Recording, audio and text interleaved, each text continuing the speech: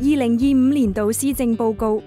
新增及完善惠民措施，進一步增進居民福祉。特區政府關顧民生，延續同完善各項惠民措施。合資格居民非強制央積金個人帳戶嘅一次性啟動金為1萬澳門元，向所有個人帳戶額外注入7000澳門元，凝聚社會共識，適時完善現金分享制度。符合條件嘅永久性居民，每人獲發1萬元；非永久性居民，每人獲發6000元。醫療券金額增至700元，結婚津貼調升至2220元。延續電費同水費補貼，車資優惠，鼓勵生育。出生津貼調升至6500元，新增育兒津貼計劃，向永久性居民中嘅3歲以下嬰幼兒每月發放1500元。關懷長者，敬老金調升至每年1萬元，養老金增至每月3900元。於東區2籌設一間長者日間護理中心，延續支援弱勢家庭同殘疾人士嘅各項措施。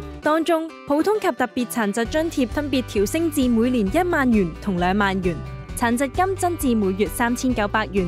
喺北區籌設一間早療服務設施，以及喺東區2籌設一間康復綜合服務中心，堅持向家庭經濟困難學生提供學費援助同其他津貼，繼續向合資格學生同教學人員發放各類津貼。澳門大專學生內地實習計劃嘅名額新增至520個，